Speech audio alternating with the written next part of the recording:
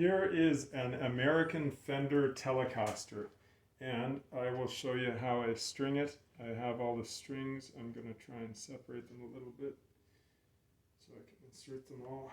Guitar on its side. And this is one of the toughest parts of the job, actually. 1, 2, whoops, there we go. And 3.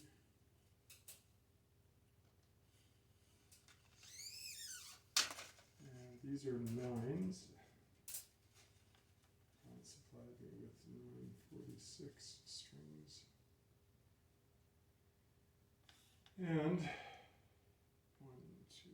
3, 3 of these all in together. See if I can run through and go through and got all of it. 1, 2, 3.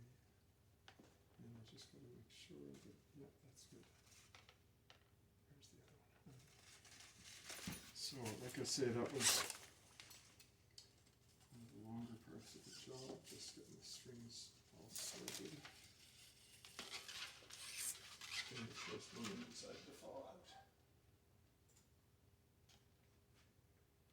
That is the D string.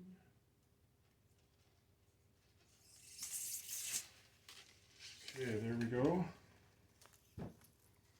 Now, I'm going to just check and make sure that this camera shows you the headstock nicely. Yeah, it does. Good. So here we go. First, a couple strings here are normal size string posts. The next few string posts are shortened string posts. So usually I measure about 1.5 to 2 string posts away, and I'll chop it, but I'll make each string longer as they get smaller in diameter. And there's a couple of reasons for that. For example, on the D string and the third strings, we need to make sure that the string is wrapped downwards so that the final wrapped string sits as low as it can on the string post to ensure that we have enough break angle across the nut, especially the third string. If there's not enough wrap on a standard string post to bring it down to the bottom of the post, then quite often you'll have a third string that goes almost flat as it goes over the nut. Then you don't have enough downward force on the string to hold it in for a nice tight contact at the nut. And what can happen actually is the third string, it can jump a little bit inside the nut slot, causing some unwanted string vibration and loss of sustain, loss of clarity in the note for an open G note played on the third string. So these shortened string posts, they're it's a good idea whoever decided to make them, but really kind of unnecessary. You just cut it and wrap it the correct amount of wraps downwards.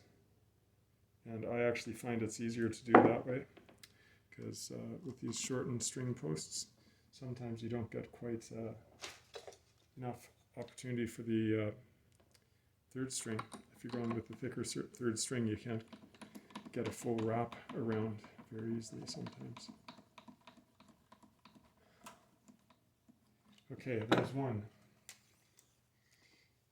Oops, that string got hooked together. You notice I take the string and I will put a beyond 90-degree kink in the string. Then I hook that into the string post and I give it a single wrap, sometimes a double wrap, and I'll wrap it downwards. Always wrapping it downwards, trying to avoid overlaps. Fourth string. Oops, there we go. Now here's where we run out of a nice amount of space to wind the string onto the string post. That's why I think these types of string posts aren't really necessary if you know how to wrap a string properly.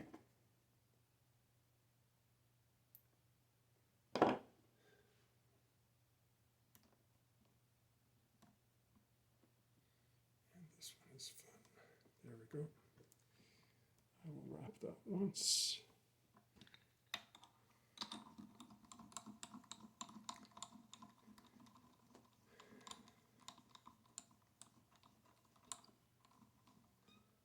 So, if you notice this, I'm going to move the guitar to the side a little bit. Whether this string post for the third string is tall or short, I've made certain to wrap extra wraps towards the bottom side of the string post.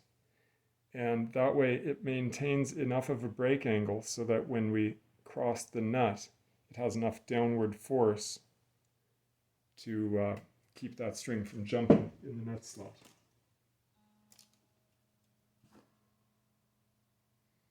So today I'm working by myself in the workshop, and I know it's not interactive, not right now anyway. Maybe in the future I'll do some interactive videos where I'm live on YouTube. I think I can do a live YouTube broadcast. Then I'll take some people's questions. If anyone wants to do something like that, just let me know in the comments, and I would be glad to set something like that up. Then I'll check my comments every couple minutes, and if anyone has a question, I'll be able to answer the questions live. Whoops, and I'm talking too much now, and I wrapped it the wrong way.